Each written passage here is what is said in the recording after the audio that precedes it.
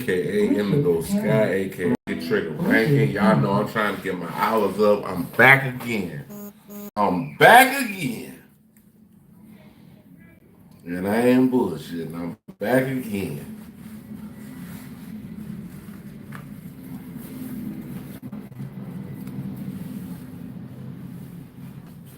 I'll be back. Give me 2 seconds.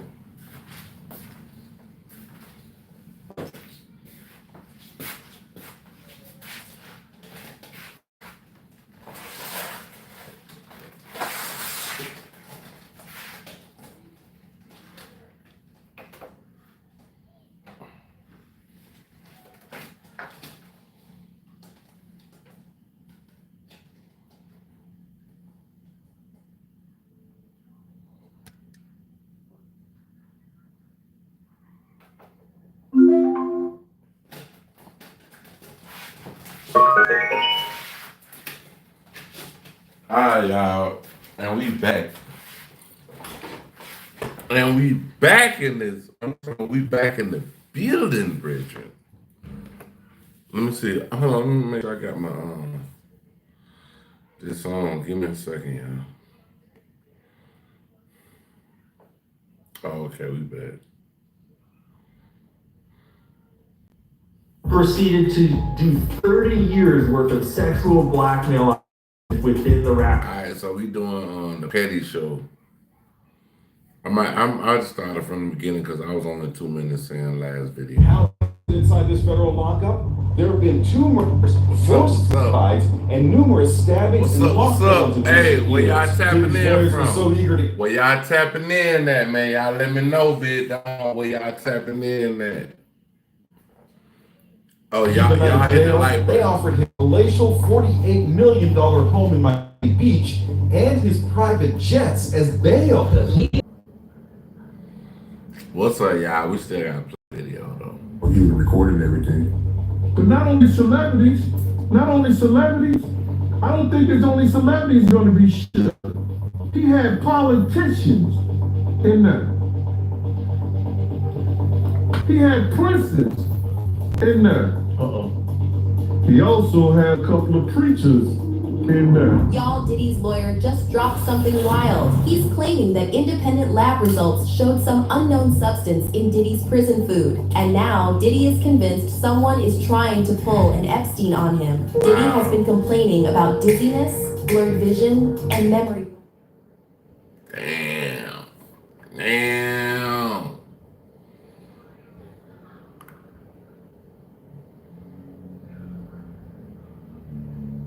Same old phone? Nah. Upgrade to the new Galaxy Z Fold 7. This is Buick, now. Buick, exceptional by design. Get 0.9% APR on these 2025 Buick models, plus current eligible non-GM. To pull an Epstein on him. Diddy has been complaining about dizziness, blurred vision, and memory blackouts. And now his lawyer is begging the judge to release him on bail. See, Diddy was acquitted of the most serious bail. And now Diddy is paranoid that the feds are keeping him in there because they're planning to take him out. But how often do guys get held on a prostitution charge? And after this many months, like 10 months in prison, the judge said that video highlights a disregard for the rule of law. I ain't gonna lie to you, bro. Like, what they convicted Diddy of, it like legally, it really holds no weight. Like, if they would have got him on those more, because it was 5 charges. He got charged with 2, but the 3 that was the 3 that was the more serious charges, those would have landed him in prison for damn near forever. They probably would have threw away the key on Diddy. And for Diddy to beat that, like, shit. And a propensity for violence. Fair. But you're withholding bail for actions that were not part of the case against him. But think about this too. Just days after Diddy got off on federal RICO charges, the FBI announced they're officially closing the Epstein case because there is no client list and Epstein definitely unalived himself. So is it all just a coincidence? Or does this prove that Diddy was the Jeffrey Epstein of hip-hop? And remember what happened with Epstein the night he died in prison? Cameras mysteriously malfunction, both guards fall asleep, and then the autopsy shows his neck was broken like someone strangled him. And now Diddy's in the same position. He knows way too much. A lot of powerful people were blackballed at those parties, and we still don't know what happened to those tapes the feds took from Diddy's mansion. Clive elevated him to a record executive by helping him found his label, Bad Boy Records. That was Clive's move. He did that. And then Diddy, along with a lot of help from a lot of other people all around him, proceeded to do 30 years worth of sexual blackmail operations within the rap industry. So now the question is, how far are they willing to go to keep Diddy quiet? Well, according to Diddy's legal team, Diddy's life is in serious danger, and someone already tried to poison him. Diddy's lawyers, Mark Agnafilo and Tini Garagos, are claiming Diddy is experiencing some strange symptoms like sudden dizzy spells, heart palpitations, blurred vision, and a metallic taste in his mouth, which are all classic signs of exposure to low doses of or toxic agents. And apparently, these symptoms started months ago, but they got more intense after the verdict was read. Diddy's lawyers issued a statement saying, Mr. Combs has reported significant neurological symptoms, including tremors, confusion, and dizziness, which have worsened since his verdict. We are seriously concerned that his food is being tampered with. The lawyers also claim that the lab results confirmed a foreign compound that doesn't appear on the prison's approved list of substances. And it's not something you just find in food by accident. Now remember, back in February, it was reported that Diddy was taken to a hospital from prison in the middle of the night, but they never really revealed what happened. Sean Diddy Combs reportedly underwent treatment in a hospital as he continues to await trial on trafficking charges. According to Page 6, the 55-year-old was transported from Metropolitan Detention Center in Brooklyn, the federal prison where he was sent following his September arrest, late January 30th to undergo an MRI and was then soon returned to police custody later that night. And then Diddy himself told his legal team that he suspected he was being poisoned, and he even stopped eating at some point.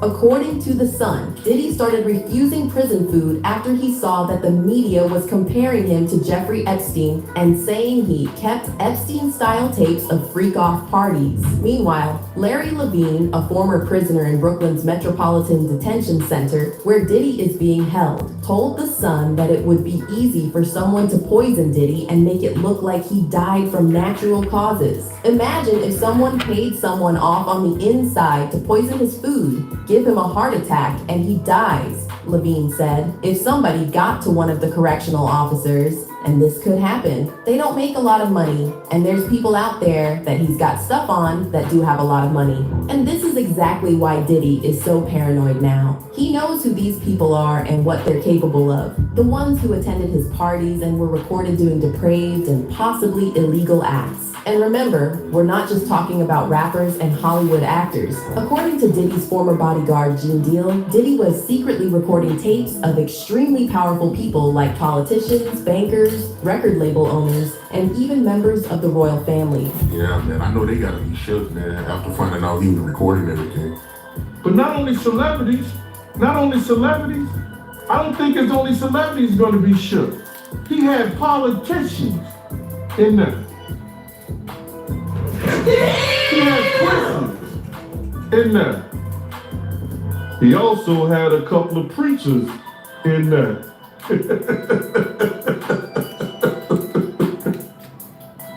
Hallelujah! So is there any solid proof that Diddy was the Epstein of the music industry? Well, you won't hear this in the mainstream media, but several independent journalists have been digging into this, and it turns out a crazy amount of overlap between these two cases, from the island parties to their client list. Yeah, This is just for inspirational motivation to be strong, you know what I'm saying? You don't know a lot of black men that come from the hood that got an island. I got an island, it's called Love Island. So when I took you to Love Island, And then you realize that, you know, the plane landed and then we had to float to another island. What was going through your head when you were going? Chevy is called the heartbeat of America. Like the people who keep this country moving. For them, only America. That, you know, the plane landed and then we had to float to another island. What was going through your head when you were going there? And notice how both Epstein and Diddy spent decades doing whatever they wanted, despite tons of accusations and police reports. But somehow, nothing ever stuck. And that's the kind of thing you'd expect if they were protected by the feds, working as assets, or had dirt on the right people. Now check out this interview where Diddy said people don't really know the real him, and that's by design. Do you think that people really know you? No, people don't really know me. And that's by design. Who is this person, the Sean Combs, that we don't know? We have to find out. Right. You have to come along for the ride. You have to come back. I mean, that's the whole part of the journey. That's the whole part of entertainment. I mean, you don't rock with a brother for like going on 20 years and stop now. You gotta see this movie all the way through, baby. Believe me, I got an action-packed ending for you. So if those stories are true, that Diddy was running an Epstein-like blackmail operation with help from elites and maybe even the feds, it definitely explains how he stayed out of serious trouble for so long. But who are these elites who were protecting Diddy? Well, that's a whole other rabbit hole. And yeah, it gets pretty dark. Well, according to podcaster Patrick Bet-David, it might be the same elites that Epstein was working for. So here we go. Epstein was rumored to be associated with intelligence. The U.S. journalists Dylan Howard, Melissa Cronin, and James Robertson linked Epstein to the Israeli Mossad in their book Epstein, Dead Man Tell No Tales. They rely, for the most part, on the former Israeli intelligence officer Ari Ben Menashe. According to him, Epstein's activities as a spy served to gather compromising material on powerful people in order to blackmail them. There's also a possible connection to the Mossad via Ghislaine Maxwell, whose father, Robert Maxwell, is said to have had contact with the Mossad. Epstein's victim, Virginia Giuffre, also alleged Epstein to be an intelligence asset linked on Twitter to a Reddit page that alleged Epstein being a spy running a blackmail operation. This continues. A U.S. attorney in Florida, later U.S. Secretary of Labor, Alexander Acosta, reached a settlement with Epstein's lawyer, including Alan Dershowitz, in 2008, which allowed him to receive a very light prison sentence. Acosta later reportedly stated that he was told that Epstein belonged to intelligence and that the issue was above his pay grade. And then another sketchy thing Bet-David pointed out is that the government assigned the same prosecutor for Diddy that was in charge of prosecuting Epstein's accomplice, Ghislaine Maxwell. Very strange things are going on with Diddy's case. Let me explain to you why. Think about what happened with Ghislaine Maxwell. Who was the lead prosecutor? The same person that when Epstein was being held accountable was the same lead prosecutor that is now with Diddy. This person's been the lead prosecutor for all three of them. What do you think is going to happen with Diddy? Is Diddy going to be O.J. Simpson 2.0? You know, it's going to go free and nothing's going to happen to him. So now more journalists and regular fans are starting to do their own research, and the stuff that's coming out is insane. Check out how independent journalist Ian Carroll explained this connection between the Diddy case and Epstein's blackmail ring. In order to understand this lawsuit against P. Diddy, you need to understand the history of sexual blackmail. A lot of people in the comments are misunderstanding why rap music is so anti-gay. And a lot of people understand the ties of Israel and the Mossad to blackmail by Epstein, but a lot of people don't realize the ties of blackmail back to the invention of blackmail and the Jewish mob. So if you don't know what's going on, Diddy, one of the most influential people in the rap industry over the last 30 years, just got served this court case that alleged all kinds of crimes, including murder and drugs and property. But especially having all of his homes wired with cameras and hosting parties with underage girls, rappers, label executives, celebrities, politicians, and collecting sexual blackmail on tons of important people. So I don't know where he's going with this, but I know for sure it's a dude named Meyer Lansky. And Meyer Lansky was doing some of the same things. He was recording people, and he was working with J. Edgar Hoover, allegedly. We're talking Jeffrey Epstein level of operation, but in the music and entertainment industries. But the thing about a court case is that we're only getting the allegations that are in that case, and they're only relevant to what that defendant saw and experienced. And so the bigger picture is not filled in directly. You have to kind of understand the history of this stuff and what each thing might imply about the bigger picture. And that requires an understanding of the history of this stuff. And it's not complicated, and it's a wild story. So, the FBI was founded by J. Edgar Hoover. He actually was the head of the Bureau of Investigation, the BOI, before the FBI was even invented back in the 20s. He served there for 11 years. Then they invented the FBI, and he served as the head of the FBI for 37 years, totaling 48 years leading what was more or less the FBI. So we're talking like all the way from like the Great Depression through World War II into like the 60s. Like through the 60s music revolution. It's crazy. Hold on, y'all. I ain't got premium. 10 years ago, I tried what I thought was the future of smart glasses, but they freaked a lot of people out. Like all the way from like the Great Depression through World War II into like the 60s. Like through the 60s music revolution into the 70s.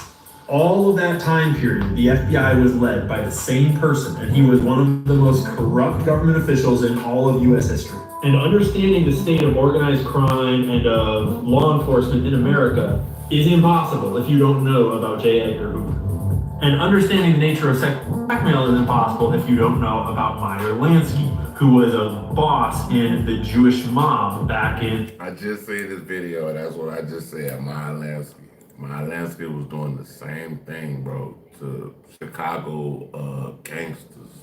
Doing the same shit to the 30s, 20s, like, you know, like Prohibition days and so on. Meyer Lansky, this Jewish mob boss, basically invented the concept of sex blackmail.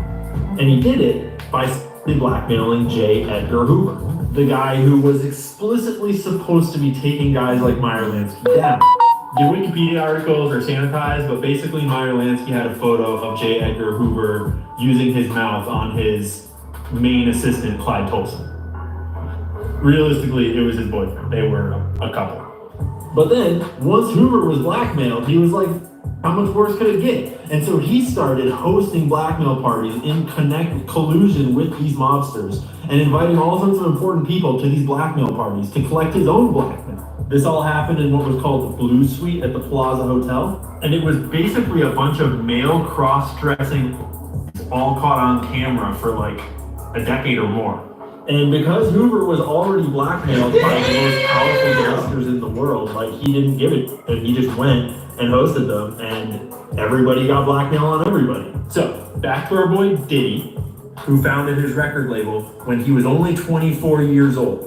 Became one of the most successful record labels at the time. He was able to do that because he was financed and supported by his mentor, Clive Davis, who just happens to be gay and rich, and Jewish, just like Meyer Lansky was. And at the time, he was one of the most influential men in the music industry. He managed all kinds of the biggest name artists that you've ever heard of. And he found this guy, Diddy, on the up and up in one of his companies, who we now know from this lawsuit and the other lawsuit filed by his ex-girlfriend Cassie, which is horrific, disgusting, not a good read. We know that Diddy has some real effed up proclivities, as well as just generally probably being at least gay or bi, one of the two.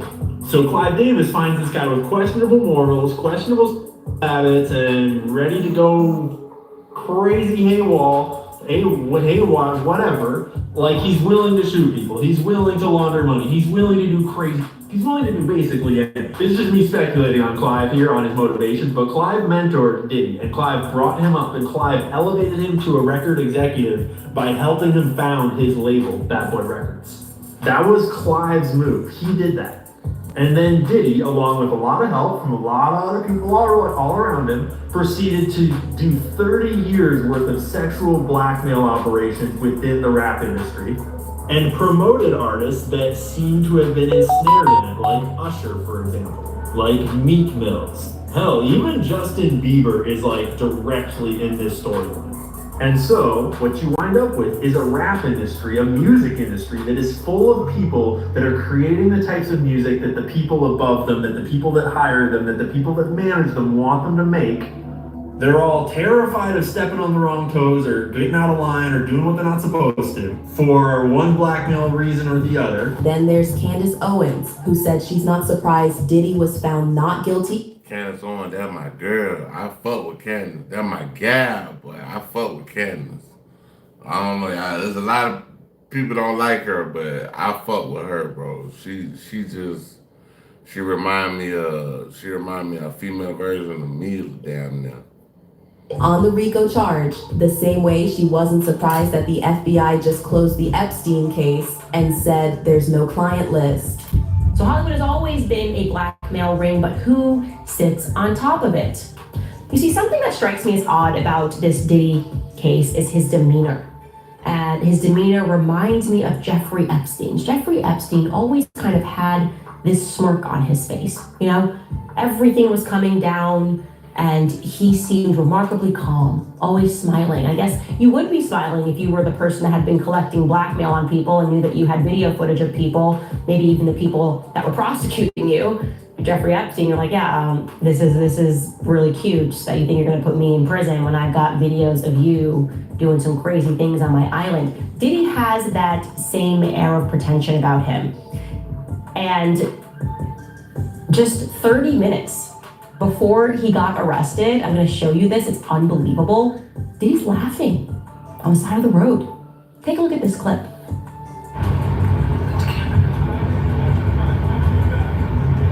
So this was from TMZ. You can see he's just like dapping up the homies. Just dapping up the homies on the side of the road, laughing. Yeah, it's all good. I gotta go to prison real quick. Yeah, I'm about to get arrested. Yeah, I'll see you on Tuesday. Love you, my dude. Now, Candace also pointed out something interesting that the mainstream media completely ignores. Diddy reportedly had his own Ghislaine Maxwell, and her name is Christina Coram. She was named in multiple lawsuits, described as Diddy's right-hand woman, and even Cassie mentioned her in her testimony. And yet, the feds completely ignored her, and during the whole trial, they were acting like Christina didn't exist. And according to Candace, this alone should tell you the whole trial was just a performance to make the public.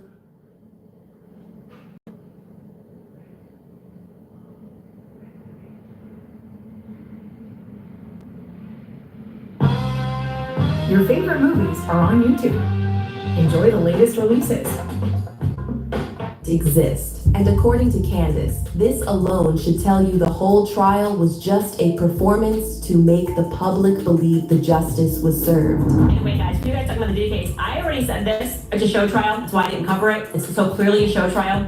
We didn't get Christina Karam. We didn't get Lucien Grange. We didn't get the Universal execs. If you went through Little Rock's lawsuits, Diddy was not at the top of the ring, okay? And it sounded like it was a Fed operation. And so it was a show trial because the feds are never going to reveal the feds that are in control of an operation. And the minute that they did not bring Christina Karam, the involvement that this woman have, apparently it's like having a Jeffrey Epstein trial and not like a public Jeffrey Epstein trial and not mentioning or bringing up Ghislaine Maxwell. Like that's how you know it was a show trial. So this whole fake, oh my God, I can't believe it. Of course you got away with it. This is a Fed operation. That is my viewpoint. I am never going to change it. I think he's the Jeffrey Epstein of the hip hop world. He was doing what he was supposed to do and what he was told to do, and we're never going to get any information because now everyone's gotten their show trial. Yay! It's just that's what a show trial is. It's meant to make everybody feel like justice has been served, or at least justice was attempted to be served. Like, you know, we did the right thing. We got a jury of his peers, and they came back deciding he wasn't guilty, and then the feds keep doing what the feds do. I still believe that it is a drug operation. Now here's another spooky part. Some people in the industry were comparing Diddy to Epstein before the trial even started. However, they were quickly silenced. One of them was comedian Eddie Griffin, who was even naming names of executives and claiming that Diddy was blackmailing them. But all these videos got wiped from Eddie's official YouTube channel, and now you can only find clips of it on social media. He sacrificed Diddy, and they said, nigga, you gotta take this, because we can't be involved. But Diddy's smart. He filmed every session. So he's Clive and the Freak Boy that run Universal Music Group. So he got them on some tapes. Now that's why they raided the house, because they got friends in Homeland Security and the feds. And they said, get there and get them tapes from this nigga. He trying to blackmail us. That's what I believe is going on. And then another video that got removed from Eddie's channel is the one where he claimed Diddy will be Epsteined in his prison cell because he has too much dirt on too many powerful people. Here's my prediction. I predicted that he was going to jail before they took him. I'd be surprised if he lived past the end of September, because he is a dead man walking. Every record label, motherfucking executive, and the motherfuckers in Black Rock, this ain't gonna make it. And it's gonna be the end of the story, because we are waiting on the other names involved. You ain't gonna hear them. And now they're gonna auction off all his mansions because the feds now own all of his record label and all that shit. Fast forward to now, and it turns out Eddie Griffin was right. None of the people who helped Diddy rise to the top were even mentioned in the trial. People like Clive, Ron Burkle, or Lucian, their names never come up in the investigation. For months, the media was pushing stories about rappers Diddy supposedly hooked up with, singers, and Hollywood actors at his parties. But no one was asking real questions about the people behind the scenes. And now, the government is saying there's nothing to see here. Diddy's just a freaky guy who, yes, gets angry and puts his hands on women, but he was definitely acting alone. And all those parties, thousands of bottles of baby oil, and hidden cameras in every room, that was all just for his pleasure. That's what they want you to believe. And the same thing with Epstein. Department of Justice just announced that there's no Epstein list. Ghislaine Maxwell transported victims to no one, and Epstein definitely unalived himself. Case closed. The DOJ and FBI have now concluded there was no Jeffrey Epstein client list. What do you tell MAGA supporters who say they want anyone involved in Jeffrey Epstein's alleged crimes to be held accountable? This administration wants anyone who has ever committed a crime to be held accountable, and I would argue this administration has done more to lock up bad guys than certainly the previous administration. But they committed to an exhaustive investigation. That's what they did, and they provided the results of that. That's transparency. And here's a clear example of how the gaslighting is happening, and they're not even trying to hide it anymore. Back in February, former Attorney General Pam Bondi went on Fox News and openly said the Epstein list is real and was sitting on her desk. DOJ may be releasing the list of Jeffrey Epstein's clients. Will that really happen? It's sitting on my desk right now to review. That's been a directive by President Trump. I'm reviewing that. I'm reviewing JFK files, MLK files. That's all in the process of being reviewed because that was done at the directive of the president from all of these agencies. So have you seen anything that you said, oh my gosh? But here we are 5 months later, and they're telling you there's never been any list. When federal agents raided Diddy's homes, Homeland Security announced they found stashes of illegal substances and defaced firearms, which is obviously a serious federal offense. And as Gene Deal pointed out, that alone should have landed Diddy in prison for 10 years minimum. Because they could have put him in jail, guaranteed 10 years, right off the bat. Same old phone? Nah. Upgrade to the new Galaxy Z Fold 7. For what? The gun charges. They could have proved that real easy.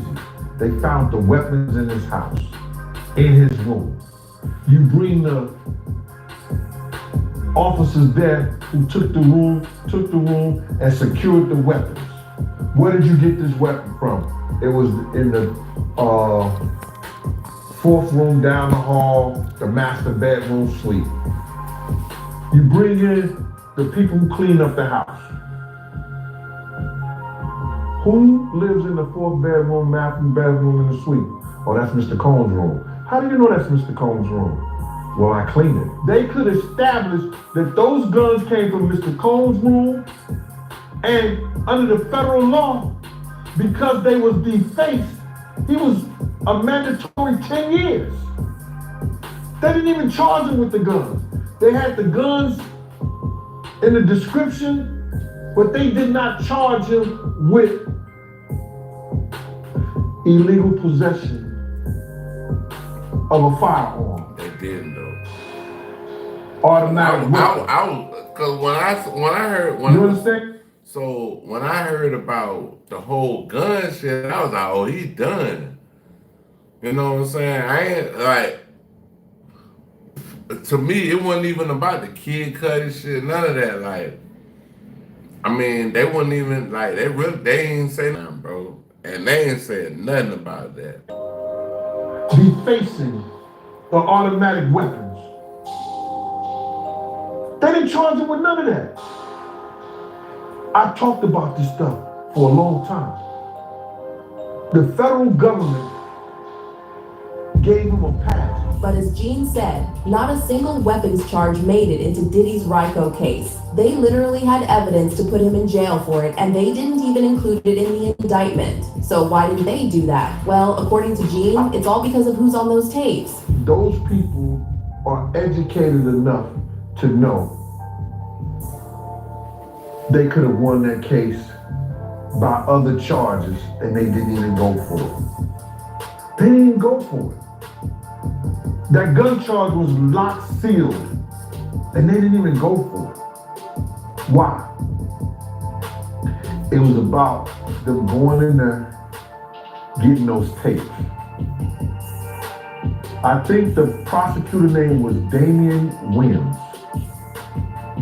He was sent there and put that because somebody told him in high places.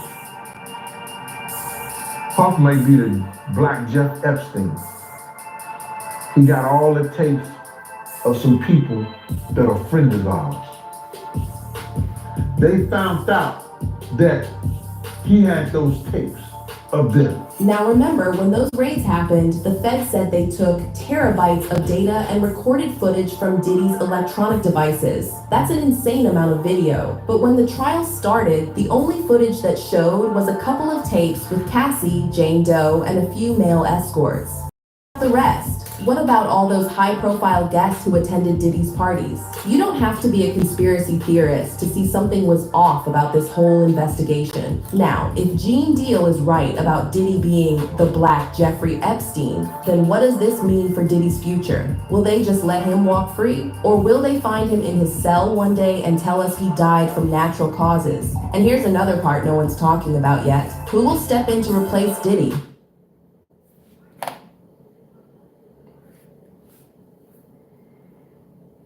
We're not in your mix. We're not in your mix, like ever. We never want to be in your mix. We don't want. We don't want to party with you. We don't want to party with you. We don't want anything from you. Half the time we don't even like your makeup. So it's like Drake doesn't just not understand black culture. He doesn't understand any culture because why does he have a video where he's got a bunch of guns laid out in front of him?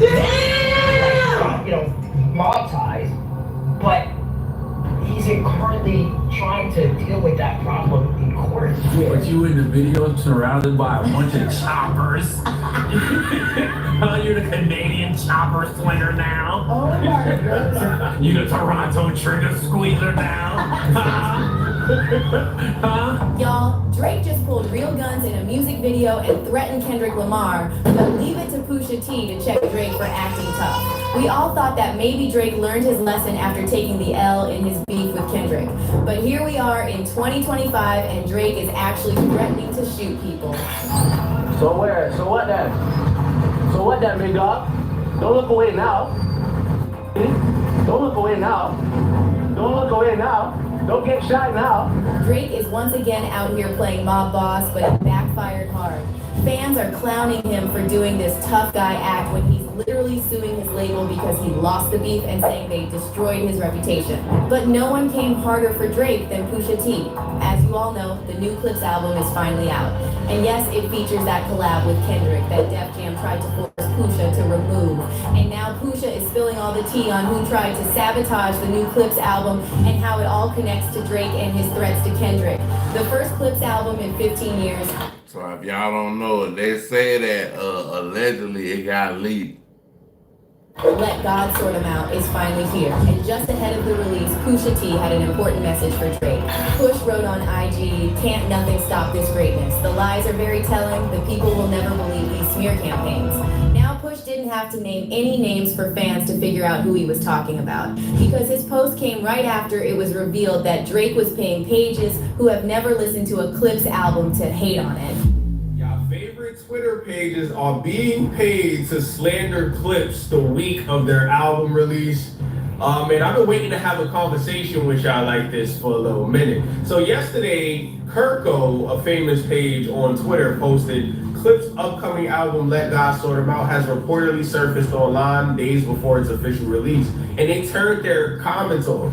Now, Kirko has posted like when songs leak and stuff, but usually when big albums are about to come out or albums that people are talking about, like Hurry Up Tomorrow, for instance, the Weeknd's album leaked a couple days before the album drop, or some songs leaked at least. And they didn't necessarily post it, so I did find that weird, right? For the past few weeks, Drake's stans were flooding social media with comments about how Clips is irrelevant and how no one cares they're dropping a new album. They were saying things like, Clips should be ashamed of themselves for dropping the worst rap album I've ever heard. These guys are pushing 50, by the way. Holy ish, Bro, if you say that's the worst rap album you ever heard, you might need some hearing aids. Bro, that new Clips album is that it is what it is. That is it. You know what I'm saying? That new Clips shit hard, bro. I don't know what you talking about sonically, bro. Like just the way the beats, the way the song positions, all of that, bro. Like you gotta take all that position and like you gotta look at it as a whole project. But as a whole project, that shit hard, bro. All of it, bro. I don't really think they missed on there like that. going to laugh watching y'all I don't hear no misses. I'm happy to hear Clips are struggling. They should focus on making good music instead of talking about way more successful rappers than them for attention. And poor Clips. They waited all this time and used shameless social media tactics to promote an album that'll be overshadowed by a new Bieber album, a Travis Scott song, and Drake Wireless all weekend. LOL. That's like the opposite of a coke high for them. And then Drake's fans are also clapping back at Push over that smear campaign comment. Someone on X wrote, "There is no smear campaign. No one gives an F about Clips in real life, hasn't in 4 presidents, and we know because they're about to start touring and can't even sell 20% of the seats they have. They're crying wolf because reality has hit." But here's the thing. Bro, I don't care if they sold a seat at a event, bro. That CD, that Let God Sort 'Em Out, that shit hard, bro. I don't give a fuck what nobody said. Like they talk that shit now, bro. But bro, that's gonna be like that shit need a hit. They need a couple of hip hop quotables on that motherfucker. When Kendrick say I give half of my profits to Rakim. When he say therapy helped me to open up, therapy helped me to know that I don't give a fuck. That's hip hop quotable shit, bro. Even the song with a song with Nas, and then I think it was another one with Tyler the Creator on there, and that shit went hard, bro. Here's the thing. Push fans are saying all this yapping from OVO stands is just to distract fans from the fact that Drake just dropped yet another.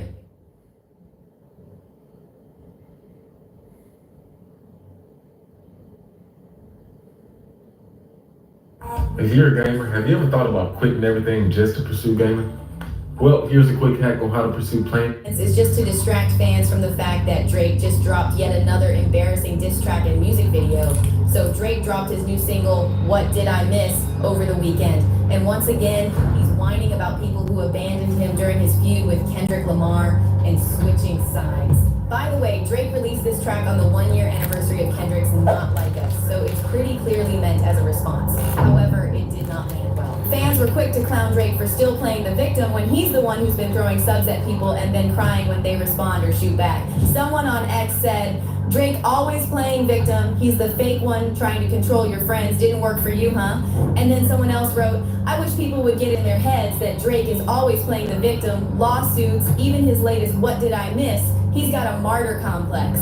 Kendrick called this out in Euphoria. Forget the battle rapping, he's not about that life. And then of course there are also those PDF allegations that Drake is suing his label over, claiming they allowed Kendrick to defame him. But what's wild is that What Did I Miss has some questionable lines that no one facing those types of allegations should rap.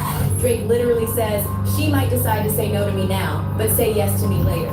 Like, we know what he meant, but still, this is a wild thing to say after the whole world danced to a song about him being called a certified PDF file. Now, the lyrics are bad enough, but it's the music video for What Did I Miss that really got people laughing in Drake's face. So the video shows Drake standing in his backyard surrounded by a bunch of guns. Of course, fans are now clowning Drake for trying way too hard to look tough, and they're saying the whole setup comes off more corny than intimidating. And the first to say it was Charlemagne on The Breakfast Club, who went in on Drake for being extremely corny and cosplaying a shooter. But, I mean, y'all don't think it's extremely corny for him to be in a video surrounded by guns? No, absolutely it is. Y'all don't think that's extremely corny? Yeah. But the song, honestly, it just sounds like another good hit Drake. I mean, a good Drake hit. It don't really sound like... I don't even know if it's I wouldn't say a hit. It's a cool record. Like another Drake, like a vibe. Like, okay, like a vibey single. Why is he in the video surrounded by guns? What is the point? You want to go to war because you got the rap battle? Say nobody cared till they in front of your tombstone. So yeah, I'm not mad at it. I just don't love the record. It's a cool record. Why is he in the video surrounded by guns? It was a reference to something, but I can look up. Aubrey Gun Graham. A.R. Graham now. That's who you are now. You're A.R. Graham. This record would make a lot of sense if Drake hadn't said nothing for the last year and a half. Yeah. If he hadn't said a word, no lawsuits, no nothing, hadn't said nothing. He just came out, what did I miss? I didn't know what y'all was on. Like, that would make more sense. Yeah. But you in the video surrounded by a bunch of choppers. You're the Canadian chopper slinger now. Oh my God. See, I'm just not. It's cool. You the Toronto trigger squeezer now. Huh? What's going on? I know that man talked about you in therapy.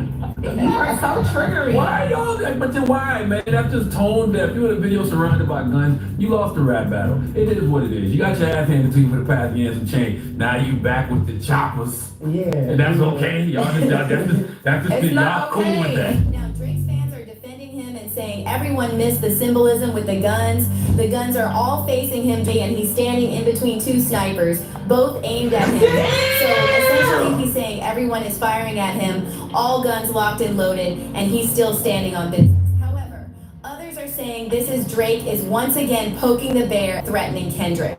One user on X said, "Kendrick is a street dude. He's about that life. Drake is not. He's a pretender and in court saying they said bad words about him and feels threatened for his life while still dissing and threatening, displaying guns." And another person added, mid-legal battle, rapping around a bunch of guns, talking about revenge, and then on the live stream threatening to assault or kill somebody. Yeah, Drake missed big time. Now, in case you missed it, this fan was referring to a moment from Drake's recent live stream where he drove a box truck previewing his upcoming album, Iceman. But at one point, some kids on bikes shouted the B word at him, quoting "not like us," and that's when Drake cursed back, warning this kid he could get shot. But as always with Drake, nothing about this actually sounded threatening.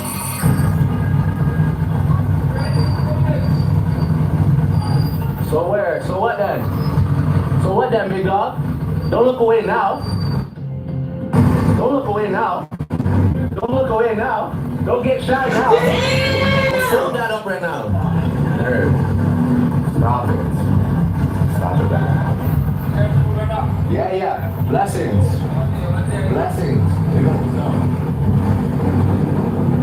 By the way, this happened in Toronto, which explains why Drake was wearing his Toronto accent that evening. But let's circle back to Pusha T because he's still keeping his foot on Drake's neck. Just days before the new album's release, Pusha did an interview with GQ and he slammed Drake for suing UMG over Not Like Us. Pusha said, "I don't rate him no more. The suing thing is bigger than some rap-ish. I just don't rate you." Damn, it's like it just kind of cheapens the art of it. Once we gotta have real questions about suing and litigation. Like what? For this? And then Pusha also revealed Def Jam wanted him to ask Kendrick to censor his verse on the Clips track, Chains and Whips, because they thought Kendrick would say something wild about Drake. However, Pusha refused. And that's when he says they told him he had to take the record off the album. But Pusha refused that too. And that's when Def Jam dropped Clips from the label, which led to them signing a distribution deal with Roc Nation.